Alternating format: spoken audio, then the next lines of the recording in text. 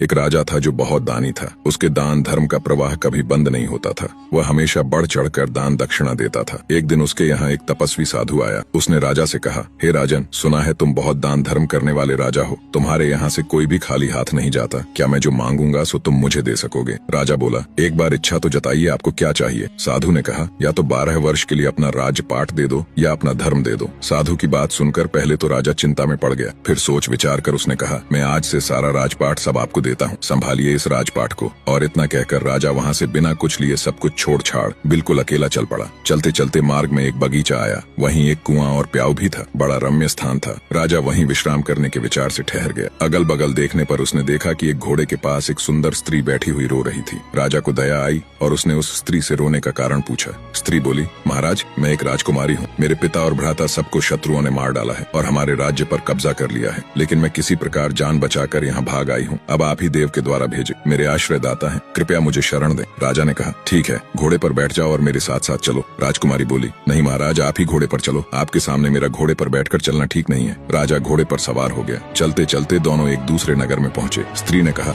आप शहर जाकर कोई बढ़िया मकान भाड़े पर ठीक करो, तब तक मैं यहीं बैठती हूँ। राजा ने कहा, मेरे पास मकान लेने के लिए धन नहीं है। स्त्री ने कहा, महाराज, रुपयों पैसों की आवश्यकता हो तो मेरे पास से ले जाइए। ये कहकर उसने 10 सोने के सिक्के राजा को थमा दिए। राजा ने भी शहर में मकान खरीद लिया और राजकुमारी को लेकर उसी मकान में गया। फिर बाजार जाकर भोजन सामग्री ले आया। राजकुमारी ने भोजन तैयार किया और राजा से भोजन करने को कहा। राजा ने कहा, अरे आप भी तो भोजन करो। उसने कहा, नहीं महाराज, पहले आप भोजन कर लें, आपके बाद मैं खा लूंगी। राजा ने भोजन किया। स्त्री ने भी किया। दूसरे दिन उस स्त्री ने कहा, राजन, आपको अधिक कष्ट होता है, काम करने में क्यों ना हम एक नौकर रख लें? राजा, मेरे पास नौकर रखने के लिए धन नहीं है। स्त्री ने कहा, राजन, आप असमंजस में ना पड़िए। मैं औरत जात ना हुई होती तो स्वयं इन कामों को कर लाती, आपको कहने भी नहीं जाती। रुपए पैसों की आपको जब भी आवश्यकता पड़े आप हमसे निसंकोच मांग लिया कीजिए। फिर उसने राजा को पैसे दिए और राजा एक नौकर बुला लाया। कुछ दिनों के बाद उस स्त्री ने कहा, राजन, मन बहलाने के लिए कभी कभी यहाँ के राजा की कचहरी में चले जाया करो और वहाँ की कुछ बातें सुन लिया करो। अब राजा रोज कचहरी जाने लगा। उस नगर का राजा यह समझकर कि यह मेरे मंत्रियों में से किसी का संबंधी होगा, उससे कुछ नहीं पूछता। इधर मंत्री लोग उसकी आकृति राजा के समान देखकर राज संबंधी जानकर कुछ न बोलते। कुछ दिन यूं ही बीत गए। एक दिन राजा और मंत्री वर्ग ने आपस में आखिर उस राजा के संबंध में बातचीत की। वह किसी का कोई संबंधी तो था नहीं, तो राजा ने उससे परिचय मांगा। उसने अपनी सारी बात बता दी। उसकी धर्म प्रियता देख राजा ने उसका बड़ा स्वागत किया और अपना मुकुट उसके सिर पर रख, उसकी पगड़ी अपने सिर पर रख ली और अपने सिंहासन पर बिठाया और मित्रता की प्रतिज्ञा की दूसरे दिन उसे फिर कचहरी में आने का निमंत्रण दिया। राजा ने सारी घटना उस स्त्री से कह सुनाई। उसने कहा, ठीक है, आप भी राजा तथा पूरे नगर को भी न्योता दे आइए। वह पहले तो हिचकिचा, या पर उसके प्रभाव तथा आग्रह को देखकर राजा उस स्त्री की बात मान गया और अगले दिन जब कचहरी गया तो राजा को सारे मंत्री परिषद सहित पूरे नगर को अगले दिन सुबह के भोज के लिए आमंत्रित किया।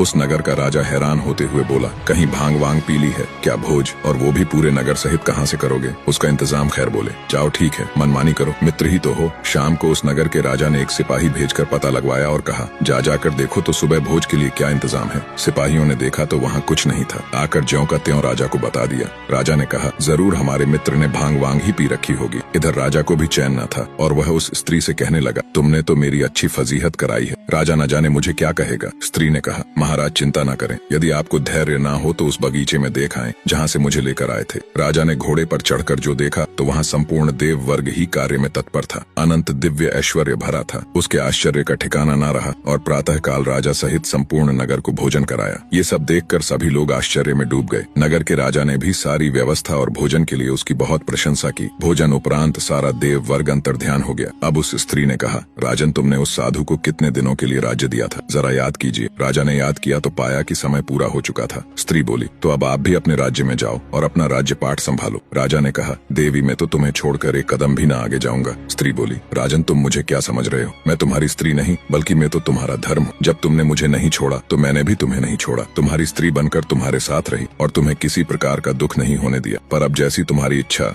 निष्कर्ष धर्म के प्रति निष्ठा ही जीवन की वास्तविक सफलता और सुख का मार्ग है। धर्म का पालन करने वाला व्यक्ति चाहे किसी भी परिस्थिति में हो, वह कभी पराजित नहीं होता। धर्म से व्यक्ति न केवल भौतिक सफलता प्राप्त करता है बल्कि जीवन की गहराई और सत्य को भी समझता है। धर्म के बिना जीवन अधूरा और अराजक हो सकता है, लेकिन धर्म के साथ व्यक्ति हर चुनौती को पार कर सकता है। वीडियो को एक शेयर करके इसे अन्य लोगों तक जरूर पहुंचाएं।